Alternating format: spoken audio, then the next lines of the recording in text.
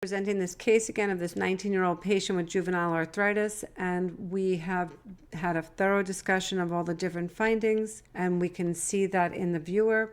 And what I'm just revisiting the case to get to the bulleted impression that I would have given if I was reading this case. So we went back to Collective Minds Radiology.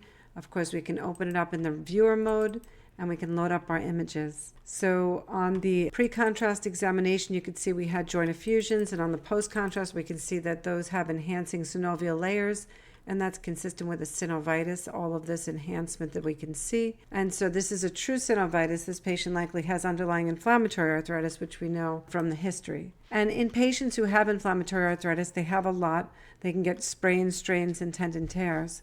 And unfortunately, that's what happened to our patient, as we had went over in the video. We have chronic sprains of the syndesmosis with mild widening, and I'd recommend weight-bearing ankle x-rays to understand if there is instability. I see a high-grade partial to near-complete tear of the anterior talofibular ligament, just thin wisps of what might remain of the ligament. The PTFL also very high-grade sprain, stretching, and synovitis, and calcaneofibular ligament is seen here with periligamentous edema. So again, thickened stretch. So I would be calling these subacute on chronic grade 2 to 3 partial tear of the lateral collateral ligament complex.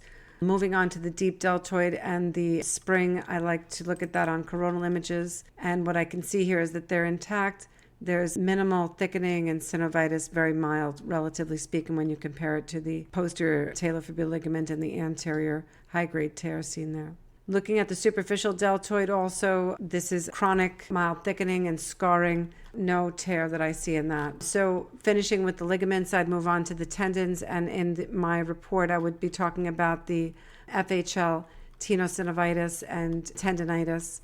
And for the peroneal tendons, as we looked before, there's inframalleolar mild tendinosis, but no high-grade tear or tendon retraction. Lastly, for the bony structures, I would be saying that there's an extra-articular anteromedial high-grade talocalcaneal fibrous coalition with a dysplastic sustentaculum talus. And what I see in terms of the biomechanics, again, we talked about this mixed hindfoot valgus with overpronation biomechanics that can occur. And I think that should be definitely correlated with weight-bearing x-rays, especially in these cases where there's a lot of back and forth about what it is. We can use schemas to understand the biomechanics, but what goes in the impression has to be something reproducible, I feel, on an x-ray.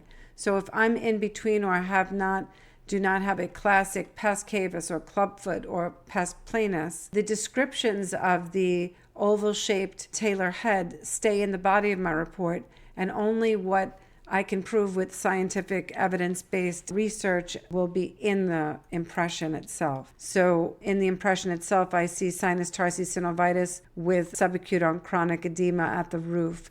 And this is another example of why I think the patient is slightly unstable and has altered biomechanics, restricted range of motion medially, the synovitis seen here.